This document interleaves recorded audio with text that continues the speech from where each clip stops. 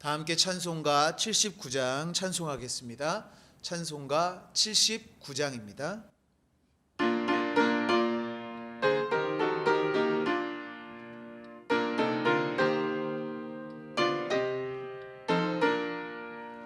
주 하나님 지으신 모든 세계 내 마음속에 그리워볼 때 하늘의 별 울려 퍼지는 데서 주님의 권능 우주에 찬네 주님의 높고 위대하심을 내 영혼이 찬양하네 주님의 높고 위대하심을 내 영혼이 찬양하네 숲속이나 험한 산골짜기에서 지정이 된 저 새소리들과 고요하게 흐르는 시냇물은 주님의 솜씨 노래하도다 주님의 높고 위대하심을 내 영혼이 찬양하네 주님의 높고 위대하심을 내 영혼이 찬양하네 주 하나님 독생자 아낌없이 우리를 위해 보내주셨네 나그하에 피 흘려 죽으신 주 내 모든 죄를 대속하셨네 주님의 높고 위대하심을 내 영혼이 찬양하네 주님의 높고 위대하심을 내 영혼이 찬양하네 내 주 예수 세상에 다시 올 때 저 천국으로 날 인도하리 나 겸손히 엎드려 경배하며 영원히 주를 찬양하리라 주님의 높고 위대하심을 내 영혼이 찬양하네 주님의 높고 위대하심을 내 영혼이 찬양하네 찬송가 428장 힘차게 박수하시며 찬송하겠습니다. 찬송가 428장입니다.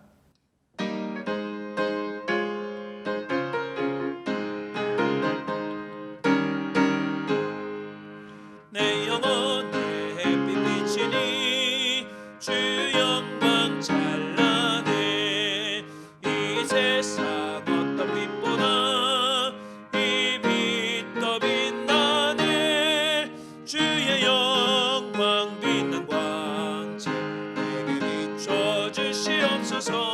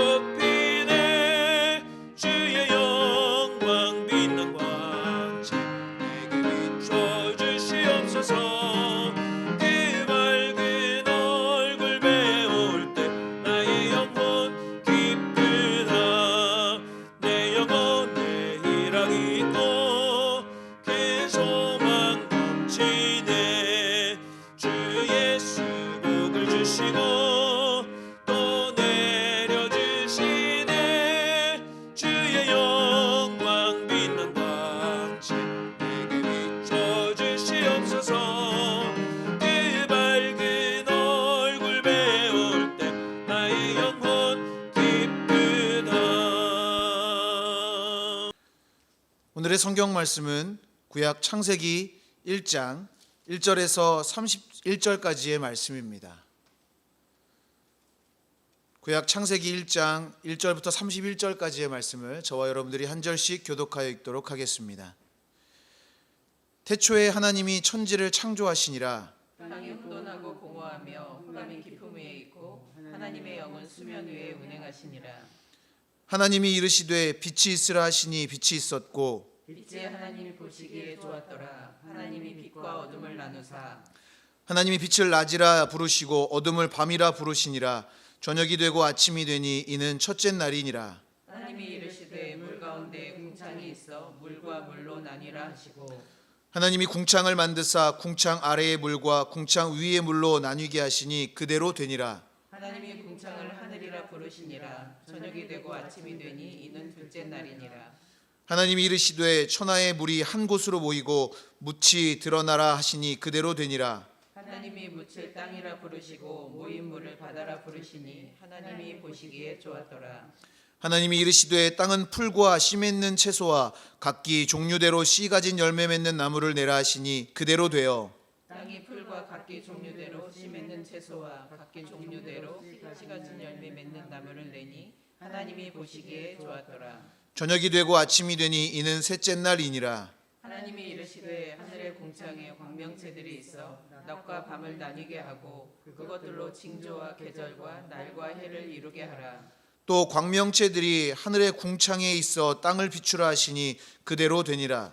하나님이 두 큰 광명체를 만드사 큰 광명체로 낮을 주관하게 하시고 작은 광명체로 밤을 주관하게 하시며 또 별들을 만드시고 하나님이 그것들을 하늘의 궁창에 두어 땅을 비추게 하시며 낮과 밤을 주관하게 하시고 빛과 어둠을 나뉘게 하시니 하나님이 보시기에 좋았더라. 저녁이 되고 아침이 되니 이는 넷째 날이니라. 하나님이 이르시되 물들은 생물을 번성하게 하라.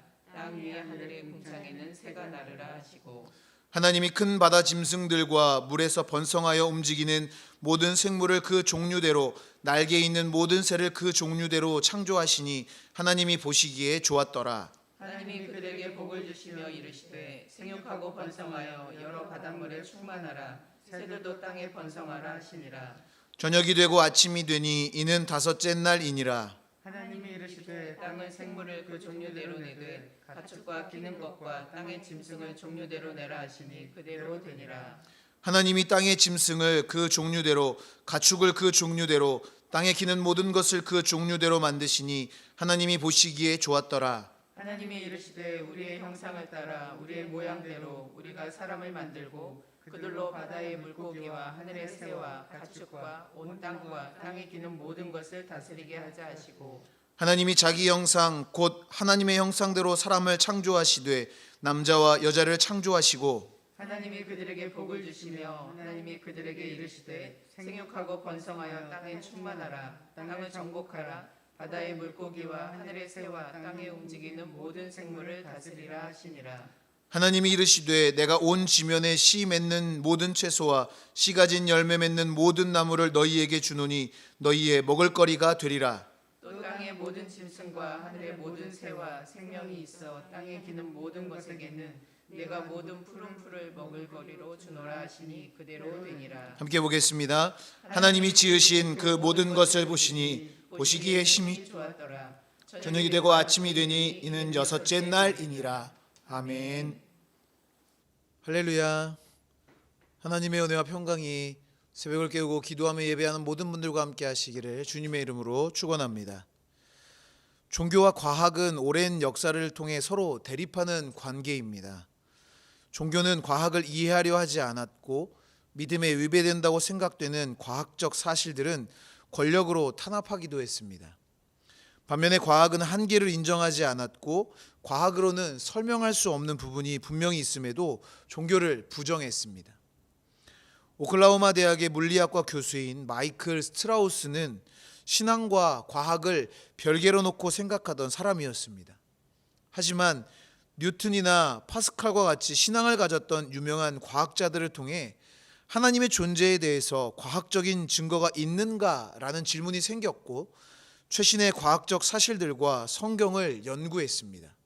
그리고 그 결과 과학자들이 발견하고자 했던 것을 때로는 신학자들이 먼저 알고 있었으며 과학자들의 계속되는 발견은 성경 말씀에 증거가 되는 경우가 많은 것을 알게 되었습니다. 이 같은 깨달음을 얻은 스트라우스 교수는 신존재의 과학적 증거라는 강의를 전 세계를 돌며 하고 있습니다. 성경이 유일하게 세계의 근원을 설명하고 있는 책이며 과학 역시 이 사실을 뒷받침하고 있다는 것을 사람들에게 알리기 위해서입니다. 하나님이 세상을 창조하셨고 성경은 그 하나님이 주신 말씀입니다. 오늘 본문의 말씀인 창세기 1장은 믿음의 사람들이 믿고 고백하는 말씀입니다. 태초에 하나님이 천지를 창조하시니라, 이 고백을 믿지 못하면 하나님을 절대 믿을 수 없기 때문에 하나님을 믿는 모든 사람은 성경의 시작인 오늘 본문 창세기 1장의 말씀을 진리로 믿고 고백하고 있는 것입니다. 오늘 본문은 어둠으로 가득했던 태초에 하나님의 말씀으로 천지가 창조되는 것을 시간의 순서대로 묘사하고 있습니다. 어둠뿐이던 태초에 빛을 창조하신 첫날부터 인간을 창조하신 마지막 날까지 하나님의 창조를 당당하게 선포하며 선언하고 있습니다. 오늘 본문의 말씀을 통해 온 만물의 창조주이신 하나님을 향한 우리의 믿음을 고백하고 선포하는 시간이 되기를 바랍니다. 이 시간 오늘 말씀을 중심으로 몇 가지로 살펴보며 은혜를 나누고 기도의 제목을 삼고자 합니다. 첫 번째로, 하나님은 온 만물을 창조하신 유일한 하나님이십니다. 한 기독교 인터넷 사이트에 창조론과 진화론에 대한 글이 올라왔습니다. 진화론과 창조론 사이에 고민하는 사람들에게 라는 제목으로 시작된 글은 과학의 발달과 함께 진화론이 급격한 전파로 교회에 다니는 사람들마저 진화론을 전적으로 믿거나 창조론을 완전히 부인하는 사람들이 많아진다는 이야기를 하며 다음과 같은 질문을 던졌습니다. 제가 창조론을 믿지 않는 성도들에게 질문을 한 가지 하겠습니다. 도대체 여러분은 성경을 어디서부터 믿으십니까? 아담이 타락하고 원죄가 생겨난 창세기 3장부터 믿으십니까? 아니면 노아의 홍수가 기록된 6장부터입니까? 그것도 못 믿겠으면 바벨탑 사건이 등장하는 11장부터입니까? 아니면 신약부터라도 믿으시겠습니까? 세상의 지식에 성경을 맞추다 보면 당신이 믿을 수 있는 성경의 기적은 하나도 남지 않을 것입니다. 과학을 통해서 성경의 진리를 설명하고자 한다면 예수님의 부활 역시 증명할 수 없는 사실이 됩니다 라고 쓰여져 있던 글이었습니다. 성경의 처음인 창세기 시작은 태초에 하나님이 천지를 창조하시니라 라는 말씀으로 시작합니다. 이 말씀을 통해 하나님이 온 만물의 창조주이시며 유일한 하나님임을 선포하고 있습니다. 하나님의 자녀는 절대로 이 말씀을 의심하지 않습니다. 하나님의 창조는 믿음의 삶을 사는 성도들에게는 선택이 아닌 필수적 신앙 고백이요 분명한 믿음의 고백이기 때문입니다. 그러나 하나님의 천지 창조를 인정하지 않는 사람들은 그것이 과학적으로 증명할 수 없는 것이기에 창조는 신화에 불과하고 우연히 자연 발생적으로 생겨났거나 혹은 진화의 진화를 거듭한 결과로 모든 것이 만들어졌다고 말하는 것이 더 과학적이며 신빙성 있는 주장이라고 말합니다. 하지만 세상에 존재하는 모든 것은 원인 없이 결과가 생겨난 것은 아무것도 없습니다. 그렇기 때문에 천지 만물이 자연 발생적으로 생겨났다거나 진화를 통해 조성되었다고 말하는 진화론은 오히려 과학적이라고 말하기보다는 허황된 주장에 불과하다는 것입니다. 온 만물의 창조주이신 하나님을 과학이라는 틀로 규정하거나 증명할 수는 없습니다.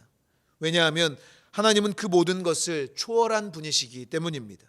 하지만 분명한 사실은 하나님의 창조가 아니라면 과학의 영역으로 도달할 수 없는 무궁무진한 세상의 모든 것이 이토록 정교하고 완벽한 모습을 갖추고 있는 것을 설명할 수 있는 것은 없음을 믿으시기 바랍니다. 이토록 완벽한 세상의 모든 것은 온 만물을 창조하신 유일한 하나님의 작품임을 믿으시기 바랍니다. 그 놀라운 창조의 섭리가 오늘도 우리 모두와 함께 하시기를 주님의 이름으로 축원합니다. 두 번째로 하나님이 없는 삶은 혼돈과 공허뿐입니다. 본문 2절에서는 천지가 창조되기 전의 모습에 대해 땅이 혼돈하고 공허하며 흑암이 깊음 위에 있고라고 그 상태를 묘사했습니다. 우리는 땅이 혼돈하고 공허하며 흑암이 깊음 위에 있는 창조전의 상태를 경험해 보지 않아서 이런 상태가 정확히 어떤 상태인지 알 수는 없습니다. 다만 무질서와 흑암과 정막만이 있었던 곳이라는 것을 상상할 수 있습니다. 하나님이 없는 삶, 하나님의 역사가 없는 곳에는 오직 혼돈과 공허함 뿐임을 우리는 기억해야 합니다. 예레미야 선지자는 하나님의 돌보심이 없고 역사하심도 없는 이스라엘의 모습을 이렇게 묘사했습니다. 예레미야 4장 23절입니다. 보라, 내가 땅을 본즉 혼돈하고 공허하며 하늘에는 빛이 없으며. 하나님이 함께하지 않는 삶은 혼돈과 공허뿐임을 기억하시기 바랍니다. 오직 하나님만이 모든 것을 온전히 세우시고 역사하시는 분이심을 믿으시기 바랍니다. 한 심리학자는 우리 시대의 가장 중요한 문제는 사람들이 느끼는 공허감이라고 말했습니다. 굳이 심리학자의 말이 아니더라도 우리는 사람들이 얼마나 삶에 공허감을 느끼고 또 잘못된 곳에서 즐거움을 찾는지 쉽게 알 수 있습니다. 그러나 이런 공허감의 문제는 어제 오늘의 이야기가 아닙니다. 산업혁명 시대, 중세시대 때에도 많은 사람들이 공허감을 느끼고 불행한 인생을 살았습니다. 철학자 파스칼은 공허감의 원인에 대해서 사람의 마음 속에 하나님만이 채울 수 있는 공백이 있다라고 말했습니다. 그 공백에 하나님이 아닌 다른 것을 채우려다 보니 공허감이 생긴다는 것입니다. 어거스틴은 마음이 힘들 때마다 오 주님, 우리 마음이 당신 안에서 쉬기까지는 우리에겐 휴식이 없나이다. 나를 받으소서라고 기도했습니다. 사람들의 공허감은 바로 마음속에 하나님의 자리를 다른 것으로 채우려고 하기 때문입니다. 하나님의 자리에 다른 것을 채우려는 어리석음을 내려놓고 우리의 삶의 주권을 하나님께 드림으로 놀라운 하나님의 역사를 경험해야 될 줄 믿습니다. 하나님이 없는 삶, 하나님이 함께하지 않는 삶은 혼돈과 공허뿐임을 기억하며 날마다 주님과 함께 동행하는 믿음의 길을 걸어갈 수 있는 우리 모두가 되기를 주님의 이름으로 축원합니다.